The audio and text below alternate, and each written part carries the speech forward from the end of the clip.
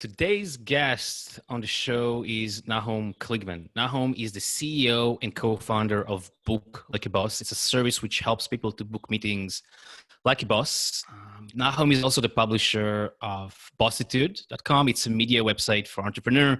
He's also an author, a speaker, a podcaster. So Nachum, welcome to the show. Thank you. Thanks so much for having me. It's so great to be here. Yeah, good chatting you after 6 months.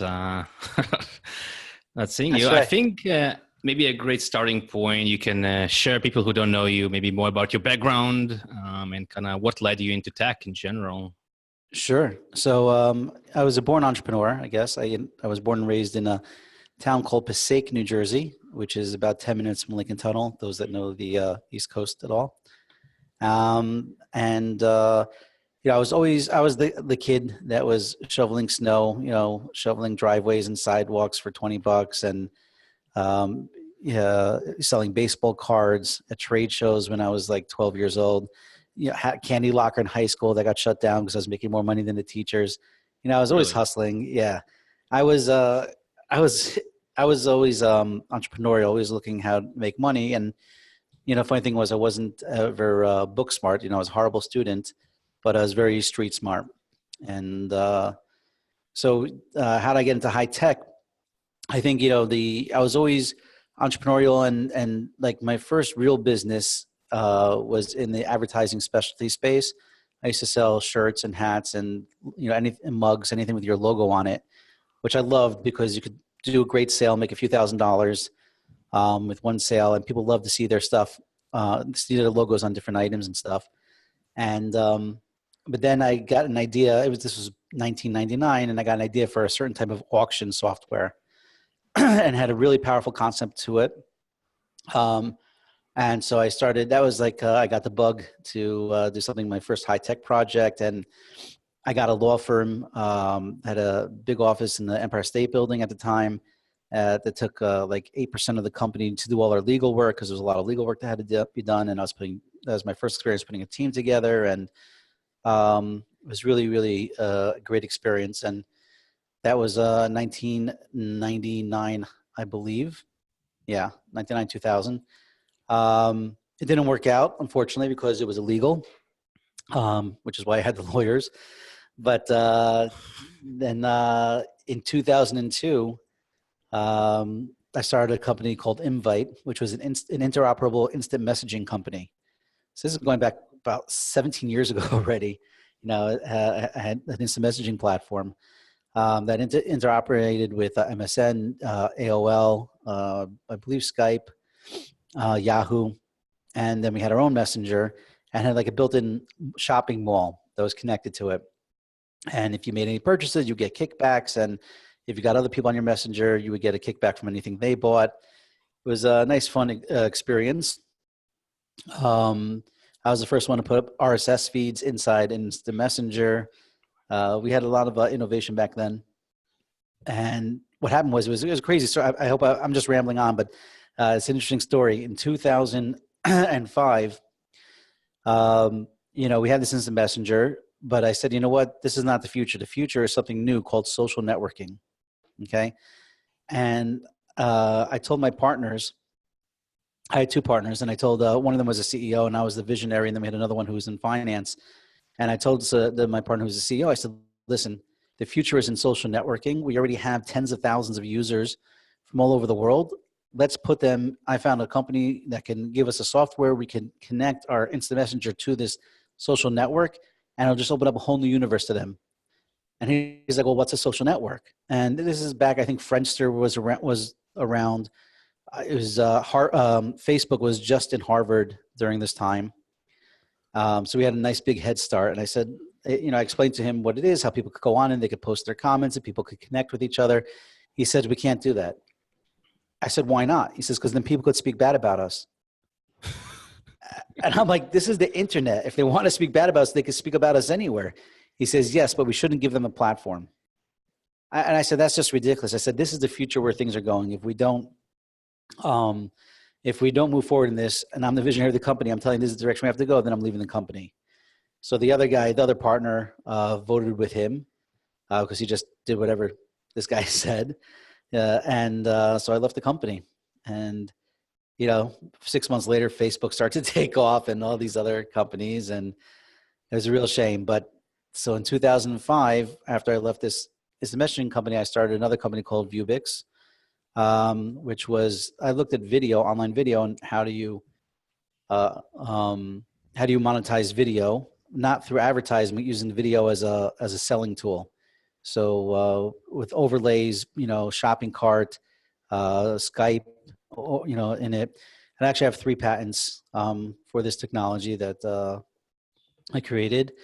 And the company just exited actually after about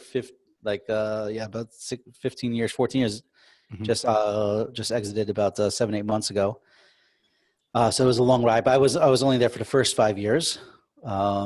And I go, again, not knowing your audience so well just yet, but there was lessons in what happened, but it was like 2010. I put everything I had into this company, blood, sweat, and tears.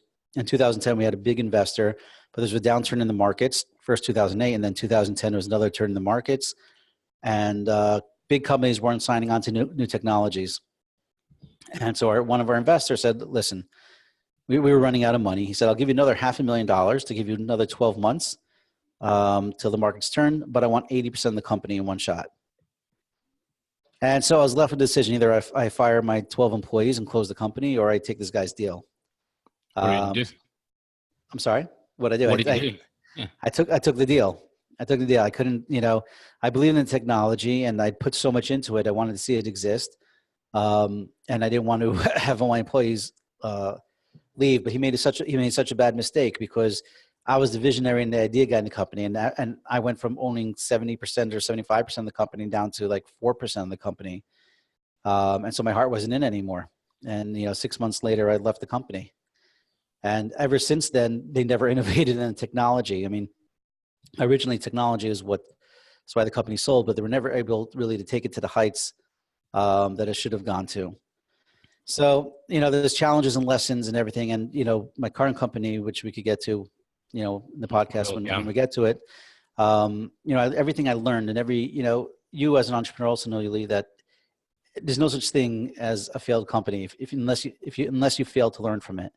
Right. Everything I've gone through, everything you've gone through, any challenges, any failures we've had, has all just led to more knowledge and experience that can make us successful in our latest ventures. Mm-hmm. Yeah, you touched on a lot of points. One thing I wanted to ask: what made you think in 2005 social media will be big? Like, what was there, like, anything specific which made you think it will go big at the time?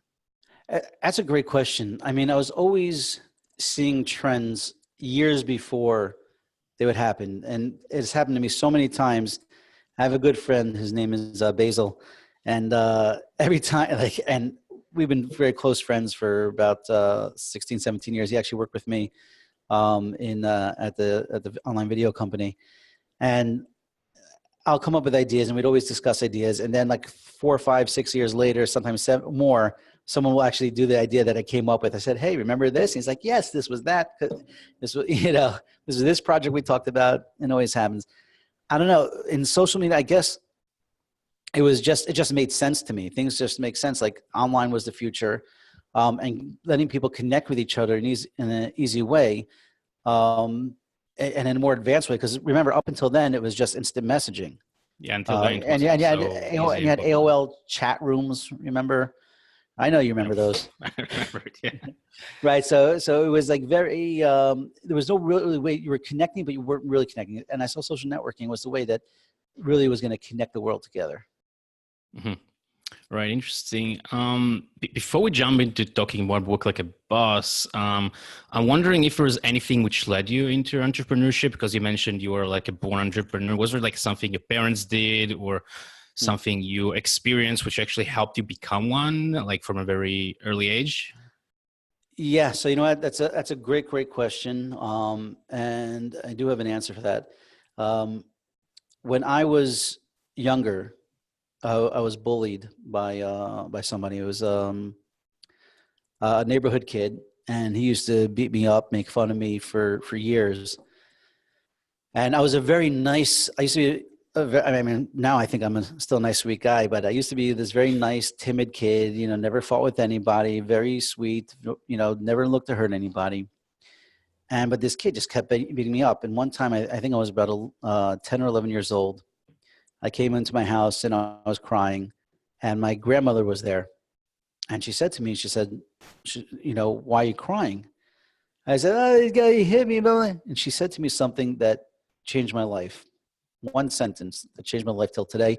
And that I think is why I became an entrepreneur.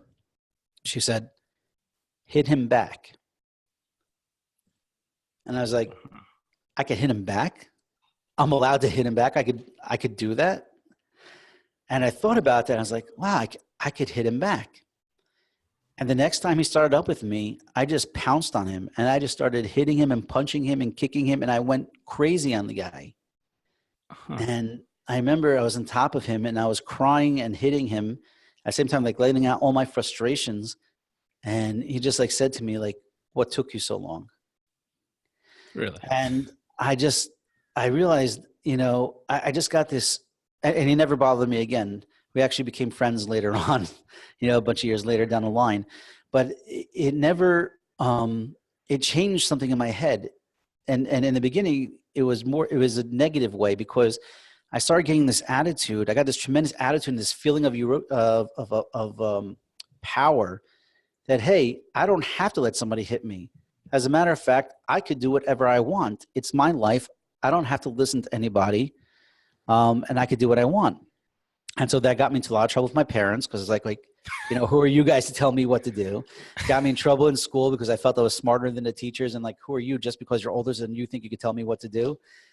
So it got me kicked out of every school I went to, and my relationship with my parents for a few years was not the best, to say the least. But because I had this attitude, I also had a no fear attitude. I didn't care what anybody said. And, as an entrepreneur, a lot of people try to rain on your parade. They don't want you to, it will happen most likely to everyone as well. Yeah. They say, who are you to do this? You know how hard it is, blah, blah, blah. But because I didn't care what anybody said, I would take risks and I didn't care what happened to me. So I would take risks and challenges and do things that, I didn't, that most normal people wouldn't do. Right. But being an entrepreneur is about taking risks. And so, obviously as I matured and got older and got married and had kids, I still took risks and I still had the mindset, but the certain maturity comes and you realize that, no, you can't just do anything you want to do. But as an entrepreneur, there was no such thing as no, you can't. It was everything's possible. You could do anything. And I still don't care what people say about me. Yeah, obviously besides my wife and, my parents, but like, from a business sense, I don't, I'm not worried that I don't have that fear of somebody, saying something negative to me or complaining about me because it happens everywhere you go. And the more successful you are, the more you're going to have people, talk down to you. Sadly, that's how things work today. So, but if you're going to worry about every time someone says something negative to you and you're going to stay inside your box in your comfort zone, you're never going to get anywhere as an entrepreneur. Interesting. So it all stemmed from one moment of something impossible becoming possible, and then you translate it into like the rest of the areas in life and entrepreneurship, basically. Absolutely. Absolutely. Very interesting. Very interesting. All right. I think we can jump into talking more about Book Like a Boss from here. So, how did you come up with the idea of starting Book Like a Boss? Maybe we can start there. Sure. That's a great question. So, we went a little bit through my high tech ventures, but I also went through, being that entrepreneur inside me, I always like new challenges and to do new things. And I have a special needs son who has cerebral palsy, and he had a drooling issue. And he was always wearing a bib, even like at 10, 11, 12 years old. And I felt like, 11, 12-year-olds shouldn't really be wearing a bib. So I invented a shirt that had like a bib on the inside, made from bamboo material, was antibacterial, quick dry, everything like that. And I launched it on Kickstarter. So I got the experience of launching a Kickstarter campaign, which was successful. And then I said to myself, how hard could it be to manufacture a shirt? And so, I did on Kickstarter, and then I went to China and I met with the factories and I did, no fear, just move forward. Apparently, it's a lot harder to create a shirt than it looks like. Manufacturing in China was an absolute nightmare. They totally ripped me off. And this was a project of love, personal love. And after 2 years of trying to get to work, and it was just sucking all the money I had out of me, and it was sucking the energy out of me. And so I was forced to close the company after 2 years. And so after going from startup to startup to startup, I said, you know what, let me take a break. I want to start a podcast. I want to write a book, and I'll do some coaching on the side, right? That's what I'll do for money. And so what happened is that because the book did well and my podcast did well, I was getting phone calls and emails almost every, a couple times a week saying, hey, can I pick your brain? Can I take you out for coffee? Can I buy you lunch? And the back and forth that said, oh, by the way, I charged, at the time, $250 an hour for my meetings, or, oh, when are you available? Or, oh, I didn't know you charged, and how much, and what do I get with it? I say, I wish there was a way I could just send somebody a link. Someone says they want to meet with me. Here's a link to book me, but not just a calendar, because that's easy. I wanted a page where it says, this is who I am. This is what I do. These are what other people say about me. Here's the most frequently asked questions that you may ask that I could answer to you. So sort of be like a landing page for bookings. And so I looked around and nothing existed. Yeah, you had Calendly and you had Schedule Once. You had many different calendar apps, but nothing that had everything in one place. And so I tried building it on WordPress, and I'm not an expert WordPress builder, but I did have some experience, but it was impossible for me to do. And something would get updated and then it would knock off something else, trying to work with Stripe and PayPal. And it was like a whole mess. And so then I said, let me hire an expert to do this. And I got a quote, and it was like $3,000. And I'm like, oh man, $3,000 for a landing page for bookings? That's ridiculous. And I thought about it. And then something happened, like about 2 weeks later, I get an email from a friend of mine whose sister was a masseuse. And she said, listen, I'm not technical at all, but is there an easy to use software where I could just say, hey, these are the massages I offer. This is how much they cost. Let them book me and pay for it all in one place. And he forwarded me this email from his sister. I said, and that's when the light bulb went off. I said, wow, if I as a business coach has this need, and she as a masseuse has this need, with the gig economy taking off the way it started to, 3-4 years ago, I said, I bet there are hundreds of thousands, if not millions of other people that have this need for an easy to use platform to sell services. And so as I'm thinking about this, a week later, a good friend of mine, David Yudkowitz, who I worked with on the previous project, and is a top of the line, programmer, he became available, which is a story into itself. But I pitched him the idea. He said, yeah, that's great. Let's do this. And we started building it. 3 months later, we had some code, and then we realized we needed a designer. And so we brought on our third co-founder, Lloyd Schroeder, who is a top of the line designer. And we spent the next year and a few months building the prototype for Book Like a Boss. There are no other products at the time which were offering exactly what you're doing, like Calendly, others that were not doing those kind of services? No, Calendly was not doing with payments, that you could take payments and connecting with Stripe or PayPal. They didn't have a full page with testimonials about you or frequently asked questions, right? Book Like a Boss, it's all in one. So you have your calendar, but you have your calendar for appointments, like for free sessions. Then you have your services that you actually sell, whether it's logo design or if it's time-based, like an hour coaching session, right? And then you could ask questions and fill out a form so that you could get the information you need. And then people could actually book you and pay for it. Frequently asked questions, testimonials, photos, a video. So it's like a whole landing page. Now, when people, if instead of if you meet somebody on, let's say, LinkedIn, and you say, hey, this is what I do. Well, if you even here, why don't you book a 15-minute free session with me, and you give them that link, well, they're going to see on that page more information about you. They're going to see what other people say about you. They're going to learn about all the different services you offer, and then they'll be able to choose the right one for them. Interesting. So do you think what you've done was like taking something existing, such as like a calendar, and making it, 10, 20% better? Or do you think it was a complete different innovation? Like, how do you look at it? Right. So it's funny. Originally, we did not want to be an appointment scheduling service. We're not looking to be a Calendly. Originally, the idea was to be focused on selling a service, so that if you're a tutor, you can create a page, create a calendar, and let people book your tutoring session and pay you for that tutoring session. The problem is that because there was nothing really similar out there, it was hard for us to explain to people what is it that we do. So then we decided, hey, you know what? Let's add appointment setting. And that way people say, oh, I get it. We're like Calendly, but we offer more. Or you're like Schedule Once, but we offer more, right? So then once people understood who we were able to upsell them on the other services that we offered and really show them why, it's a no-brainer to use us. Yeah, I think it's a great lesson because I think many entrepreneurs want to recreate the world and build the next Amazon or Facebook, but you can take something existing like what you're saying and really innovate just a bit on top of it, like an existing service, and see something missing in it, and you have a whole new brand company and niche from there. Absolutely. It's, I tell everybody, especially when speaking about entrepreneurship, there's two things. You got to find the pain points. And there was a big pain point here. People, making it easy for people to sell a service. And then you got to say, hey, will people be willing to pay for that pain point?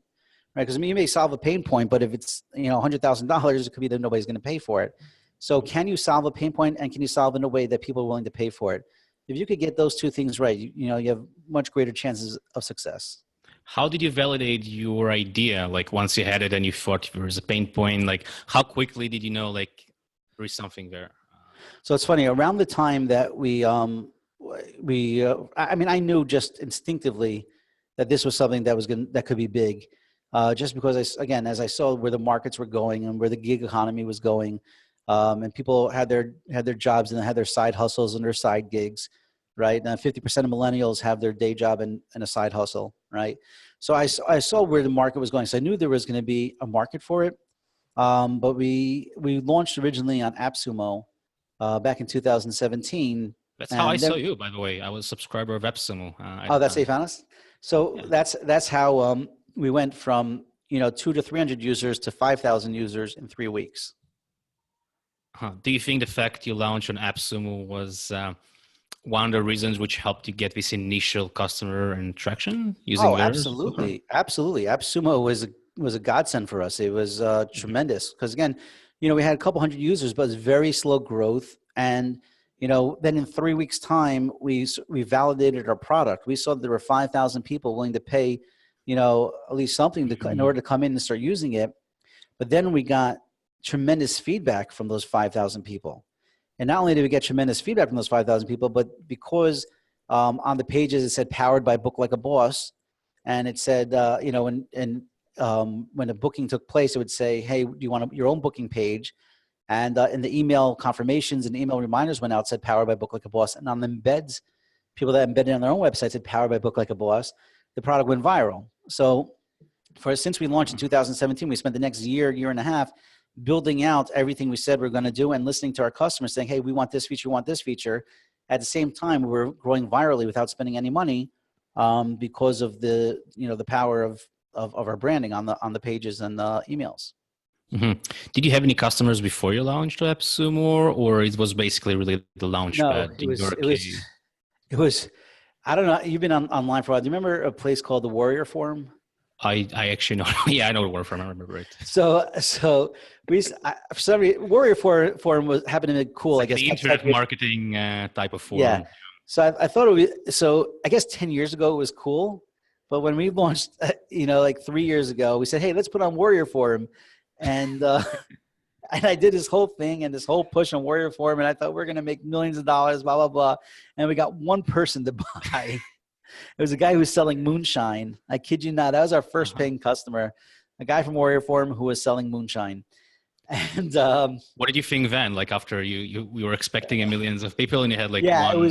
It was very painful actually because it was our first coming out sort of thing publicly.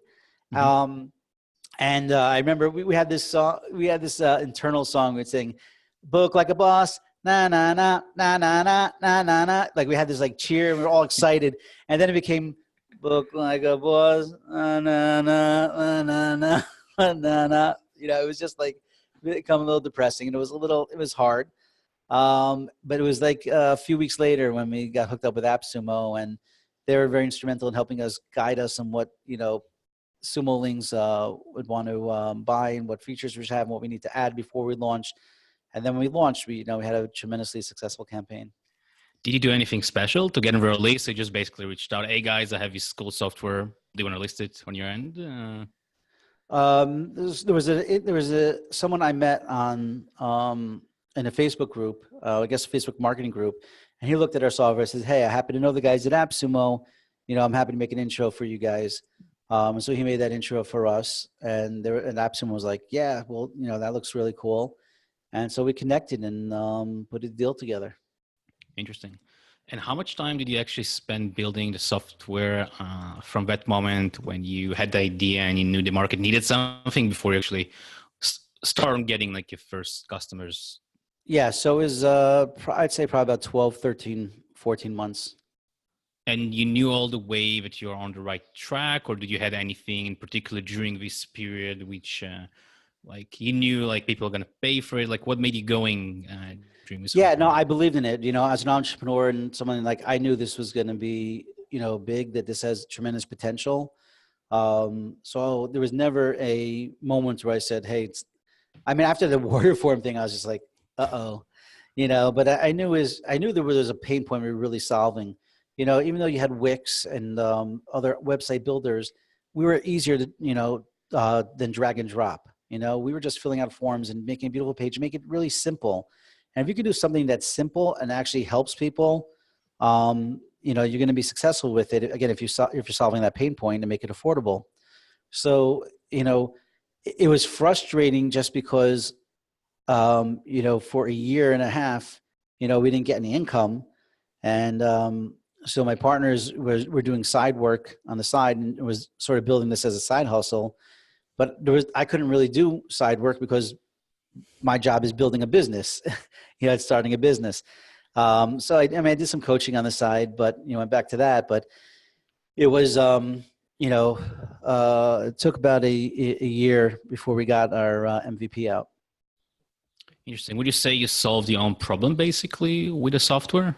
Oh yeah. The first time that when I got a booking, I was probably the first person that got a paid booking, and it was, I think $250 for an hour coaching session. And I was just like, wow, this really worked. This is exactly what I wanted, and that first time that I sent the link and someone looked at it, booked me and paid for it. And I get that message from Stripe, hey, there's $250 coming to you. I was just like, I built this for me. This is exactly what I wanted. And so it was euphoria, just going through that experience. And now, through the platform, millions of dollars have gone through, the system for our bosses that have been using it. And I myself have made thousands of dollars using the platform.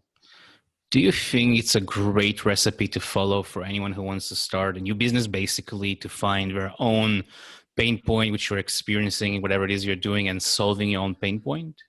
Well, again, pain point is key.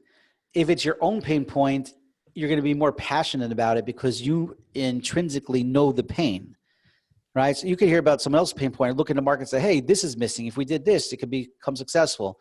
But if you yourself are experiencing the pain point, then it becomes part of you, and solving it is you're solving it for yourself. So you're very close to it, and you know exactly what to do and how to do it because you know what you need in order to solve that pain point. Mm-hmm. Interesting. How did you guys came up with the name? I think you have a pretty cool name, Book Like a Boss. Yeah, thank you. It's actually one of the most painful parts of the story because I did not come up with the name. And it's funny because I'm the visionary idea guy, branding, marketing, always come up with names. And we were going through a list of names, David and I, trying to figure out what to call it. And David actually came up with the name Book Like a Boss. And, to my credit, as soon as I heard it, I said, yeah, that's awesome. But it stemmed from two things because how David came into this partnership and how I came to this partnership both came from personal stories that where we weren't treated like bosses and that we weren't in control of our own destiny. And when we built this company, we said, we're going to be bosses. We're going to run things. We're going to bootstrap. We're not going to take VC money. We're not even going to take investor money until we've proven that we can make money with it. We wanted to Are totally you still control. bootstrapped, by the way? We're still bootstrapped. We took a couple hundred grand a couple years ago Mhm. after the AppSumo launch, just to have some more gasoline to put on the fire. Otherwise, we're still bootstrapped. Although now we're looking Cool. for funding. And it's funny. I'll tell you that story in a second because now that we've had product market fit, we have 19,000 registered users in over 100 countries. We're in 6 languages. Um, it's gotten to a point that we really need to hire more developers, and we want to put more money. We want to put actual money into marketing instead of just relying on viral campaigns. But so when David, so it's funny. So when David, so we came up with the name, we said, yeah, that's perfect because we want to be bosses, and we made that agreement that we're gonna bootstrap. And very early on, we sat down with an investor, and he was willing to give us $100,000 for 10% of the company, and we were willing to do the deal, but he wanted a board seat, and I told him no. And he's like, well, no board seat, no investment. I said, have a nice day. Why And didn't you want him on a board seat? because I knew from previous experiences that once you have a board seat, then you have influence and you could start making decisions. And then you could, Dov and I decided that we're going to be the only ones on the board. We're going to be 50-50 in our decisions. His in the technology area, me in the other areas. And that if you want a board seat, you're going to have to put in serious money. It's going to be seriously down the line, not the first money in, not for $100,000. So we turned that money away, and it's not the first. We turned down funding 3 or 4 times already from people. For other reasons. One guy wanted to give us $1 million a year ago, but he wanted 40% of the company. And I said, $1 million is nice, and that'll take us to a nice place. I said, but we didn't work this hard or build up something with this much potential to give up 40% for $1 million. So being bosses became part of our theme. Part of who we are and part of our attitude, part of our brand. And, we call our users bosses. And because we want them to have that same euphoria, the same power, that same realization that, hey, you got to have bossitude, that this is your life to live. You get to make the decisions and you get to run your life the way you want to. How do you think the name is related to your growth? Do you think like part of the virality or your growth has to do with the name, like finding this right name and treating right people, or it's not, it's random? Right. So it's a great question. I think the name definitely gives that feeling of we're serious, but not too serious, that we're here to have fun. We're here to grow. We're here to make money together. We have over 3,700 bosses in our Facebook group. And if you look at any other scheduling app, if they even have Facebook group, they don't have anything near that, right? We have passionate users that will do customer service calls, on the Facebook group, answering questions, taking from their time to help people. Really? The Yeah. customers themselves. And we saw that very early on. We saw that, the group started opening, and we said, wow, if we have something that people want to take their time to help other users, we know we got something good. And so the brand definitely helped contribute to that feeling of, hey, we're all bosses. We're all here to help each other, and we're all here to succeed together. And, I think that's something else that's the advantage with us, as opposed to other companies out there. Interesting. Have you done or have been doing something else to create those raving fans? I think it's pretty rare to have like your customers help you with customer service. What have you been doing there to actually make it? I don't know. It's just, we've been very open and honest with them. I talk to them like adults, we've been very open and honest, and I think they feel that they're part of something and helping build something, We're BookLikeAboss is today. We're only about 20% of where we really want to be, which is now why we're raising money. And I'll tell you a story about that in a second. So that's why we're raising money, so we could actually say, okay, we got something. We're making money. Now let's grow this from 19,000 users to 200,000 users to 2 million users. And how do we get there? And et cetera. But, there are times like when I do customer service calls, it could be like 3:00 in the morning, and I'm answering customer service call, and I'm just like joking around the guys, sending gifts to them, and and they're like, like the CEO at 3:00 in the morning is sending me a gift, very down to earth, and living by the rule that you want to treat people how you want to be treated, right? And most people get customer service wrong, and they talk to you like robotic, and they talk to you like, Sure. like they don't really care. I want our customers to know that we really do care. And our roadmap reflects that. And so that, I'll get into a story now. I went to a VC last week. I had a meeting with a VC, which I didn't want to do because I don't believe in taking VC money because their motives are usually different than entrepreneurs. But this was a small VC that specialized in our space. And I sat down with him and we blew him away. He was extremely impressed with the numbers. He was extremely impressed with the use. He loved the team. He loved the bootstrapping. And we fit his criteria and everything. And he said to me, but he said, listen, there's no question. And I told him our goals and where we want to be and where we want to be 3 years from now. And he said, you know what? You'll get there. You got a great business here. He says, and you'll probably end up selling for about $60 million or so, $50, $60 million in, 5 years, 6 years, down the line. He says, but you have to understand, as a VC, I can't invest in something like that. I'm like, what are you talking about? He says, well, you need some sort of technological advantage. And you need to tell me, hey, this is what we're doing from a technological standpoint that is different than anyone else. And I said, listen, I got to be honest with you. I said, we do have technological ideas that we're going to do that will differentiate ourselves from anyone else out there. I said, but we're very focused on listening to our users and doing what they say and creating a great product for them. He says, yeah, I get that. He says, but I can't invest in that. So I said to him, a $60 million exit would not be good for you. He says, don't get me wrong. It would be good as a default. Like if that's what ends up happening, that'd be great and we'd celebrate, but we can't invest in that because they're going for the 600 million for the billion. Mm-hmm. And that just blew me away because I said, here's a product. You have the money clearly to invest. You see a great team. You see a great idea with great traction, filling a pain point. And it's going to be successful, but because your mandate is to go for the home run, you won't go for the strong double or triple. That's probably less risky than something that's just built on technology. But that's one of the reasons why I don't want to go to VCs.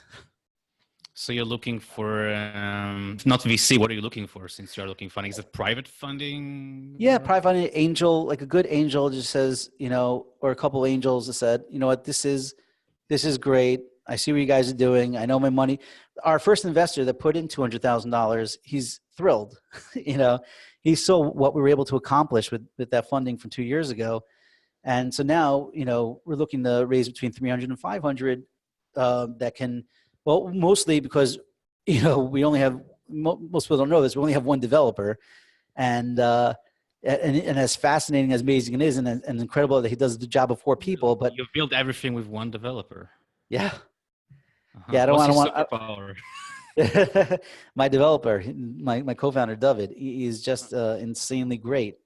And my other co-founder, Lloyd, is an incredible designer, right? So I have a very solid team, but there's only so far you're gonna be able to go. Like we're growing month after month, but if we really want to take off and really hit the numbers we want to get and really take market share and bring out more of the products and more of the features and the different things that we want to do, at this point, we got to raise some capital, bring on some developers, start doing some PPC campaigns, and really blow this out.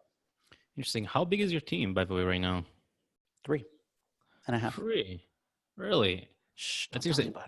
What do you think makes you such a good team? Because I think, especially in SaaS, usually you hire lots of developers, lots of marketers, lots of things. What do you think makes you such a good team to create what you've done with 3 people? Yeah. It's really goes back, and this is some things that I've learned from the past and from other businesses, is that don't be skimpy on the things that matter most to your company, right? So if you need a developer, trying to offshore your development is not going to be good for the long run, and you're going to have more problems, than it's going to be worth. So if you're a technology company, you're a software company, you have to have someone who has tremendous skin in the game and love of the product to really build that out and put in the hundreds and hundreds of hours, thousands of hours it's needed to put the software together, right? So I went with a top of the line programmer, and same thing with a designer. Someone asked me, I spoke at a conference last week, and someone asked me, said, why did you take on a designer as a co-founder instead of just hiring a designer? And I said, because we want a top of the line designer, and we wanted somebody that had passion for the product and for what we're doing, right? And so now, like, we just, instead of hiring another employee, to do marketing. So we hired an SEO company that specializes specifically in SEO for SaaS or what we're doing. And so we know that we're going with the number one, the best we can do with SaaS. And the same thing, we're about to launch another affiliate management with an affiliate management company to really work and work with our affiliates. And so we went with the best company. We went, I interviewed 3 different ones, then we went with the best one. So everything I'm trying to do is going to be with the best. And then because when you work with the best, it's less headaches, and you don't have to babysit, and you could just let them do what needs to get done. So that's it's sometimes more costly, but it's worked for us. And obviously, since the product is good, and then the virality built into it, and the fact we're like, oh, that's a cool booking system, who do you use? And people love us, so they tend to mention us. Got it. So it's like you're trying to keep your competency and your core skills within the 3 of you, and anything else you outsource, such as SEO, and hire the best company to do it. And it keeps your team small and nimble, while you can still run and have a really great amount of users. Mm-hmm. Exactly. I mean, we need a couple of in-house developers, and we need some customer service, because right now the 3 of us still do all the customer service. Do you still do customer service yourself as well? Yeah, sure. Mm-hmm. I mean, Lloyd takes the first crack at it, but when Lloyd goes to sleep and I'm still working, because I work crazier hours than everyone else, mostly due to not sleeping. I'll take customer service calls and tickets and answer them. Do you think that's one of the reasons you saw growth, because you have the 3 founders doing customer service, and actually the customers are seeing the founders talking to them? Like, was that one of the reasons why you developed those raving fans? Definitely in the beginning. People were very impressed at how active we were in the Facebook group.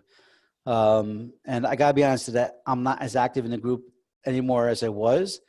But just because things have gotten so hectic and so busy, when you grow up from 5,000 users to 19,000 users, something's got to give.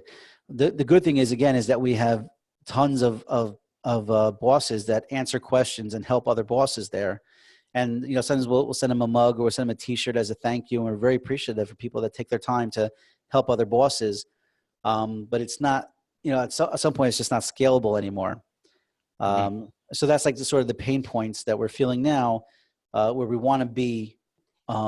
Like I was telling, who was it? Was it telling the VC, or was telling someone else? Telling somebody recently that as a visionary and as idea guy, it kills me when anyone churns.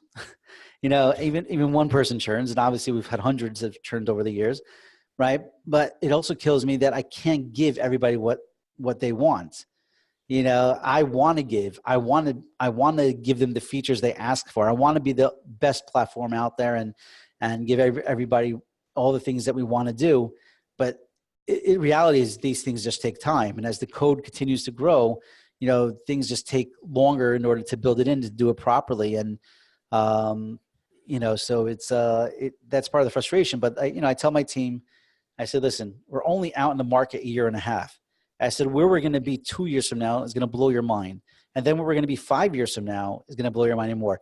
We have to be patient, and we have to realize that, there is going to be some churn now, and there's going to be people that are disappointed and upset, and it hurts, but it's really for the long-term gain for the company and for our users.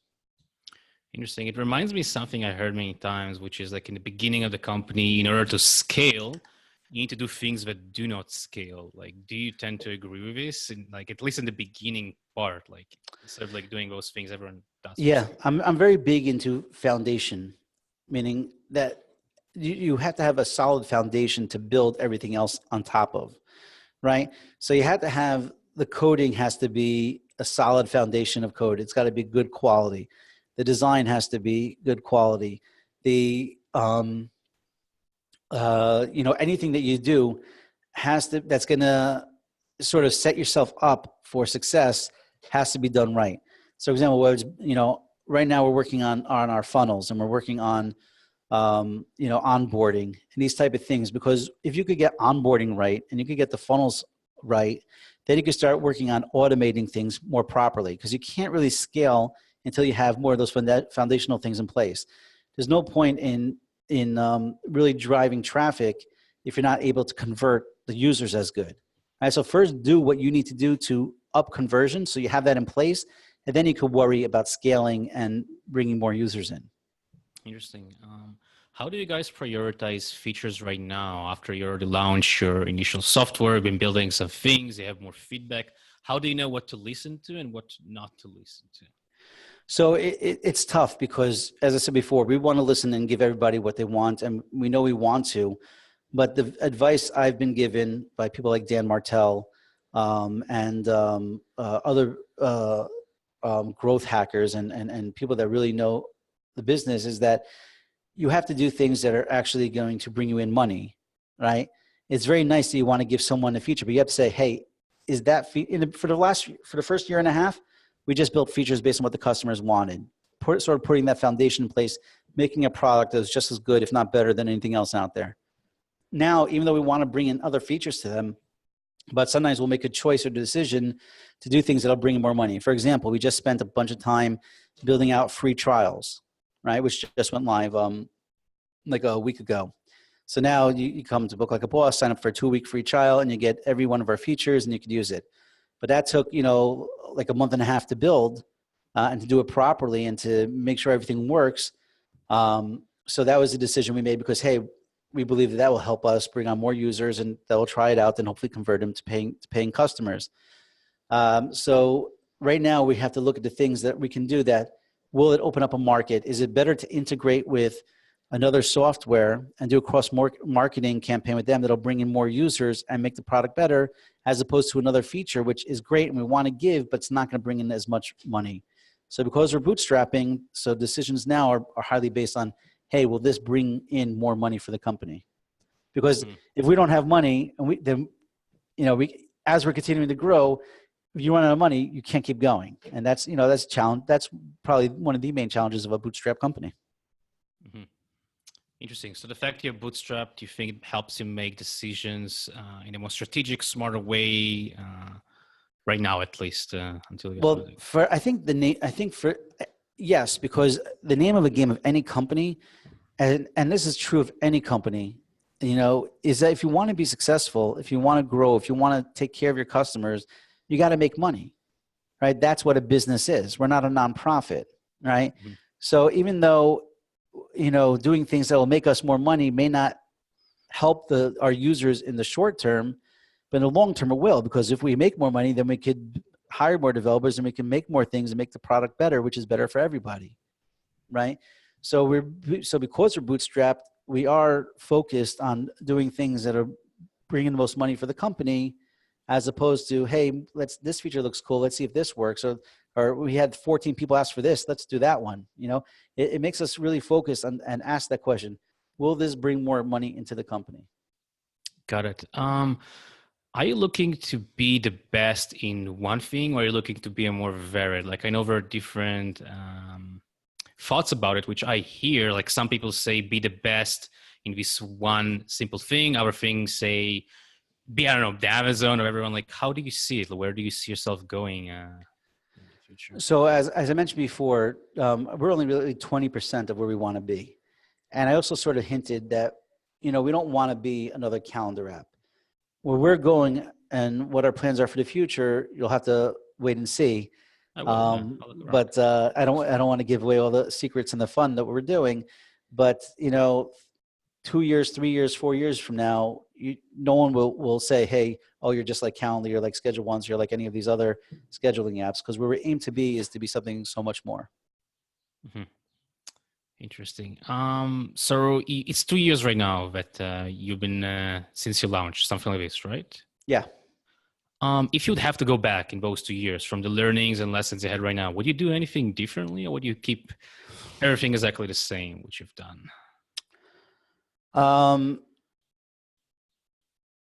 Good question.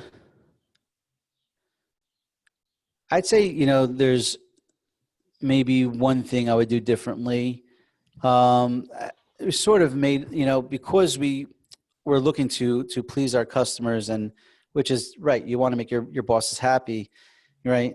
We ended up we outsourced some development for about 3 or 4 months to an outsourcing company, to sort of help, dove it along. But the problem is, and they did a good job, but the problem is that everything that they built still has to go through what's called code review, and then has to be fixed, and then has to be implemented. So that's still only being done by one person.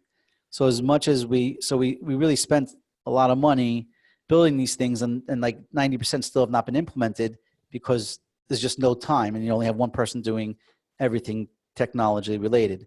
So I'd say probably instead of hiring 3 or 4 developers at that time, I probably would have hired one really, really, really good one that can also do the code review and make it more simple to implement. So maybe we wouldn't have 30 things ready. Maybe we'd only have 4 things ready, but those 4 things would have launched already. Got it. Very interesting. Now we are getting close to the end of the show. No. Okay. I think I have we could keep going. Like, I'm good with this. But I do have a wrapping question, which is not related to directly Book Like a Boss. I'm curious, if you had to leave a legacy to your kids in forms of books, which 3 books would you choose for them to actually go and read? The Bible. That's a good one. Mm-hmm. That's definitely the first. Legacy. I don't know. It's tough. I mean, I never thought about from my kids' perspective. Like, do I want my kids to be entrepreneurs? Not necessarily, but I don't know. We can change the question to an aspiring entrepreneur, maybe like the 3 books. Oh. Which, we can change okay, first. That's right. Okay, then that's a much better question. Let me see. The first book that I guess anything by Gary V was fantastic. Was it right, left hook? Is that something like this? Yeah, something like that. That was a good one. So Gary V is definitely good stuff. Tim Ferriss, love his books. He's rock solid in terms of advice and going after experts and really getting the knowledge. Richard Branson's books, also very motivating. And the thing I like about Richard Branson is that he has also that, I don't care what people say about me, I'll do anything, whatever it takes, and I'm crazy and off my rocker. So I really like that about him. He really is crazy and off his rocker. And so definitely into Richard Branson's books as well. Yeah, I'd say Ferriss, Gary V, and Branson. Cool. Yeah, that's a good choice. Now where can people find you online, and where can people find Book Like a Boss if they want to give you guys a shot? So definitely, Book Like a Boss, booklikeaboss.com. Definitely sign up for a 2-week free trial. You won't be disappointed. Me, you can find me on LinkedIn, linkedin.com/in/Kligman, Kligman. And if you want to see what Book Like a Boss looks like and see it in use, you go to book.nachum, Nachum.co. And that's my page where not only do I show off the software, but I sell my services as well. I'll put all those links in the show notes for anyone listening in. Nachum, thank you very much for taking the time and sharing the lessons and everything you learned through your journey with Book Like a Boss and before as well. So thank you. Thank you, Yuli. It was great chatting with you, and I look forward to continuing the chat offline. Sounds good. Take care. Bye.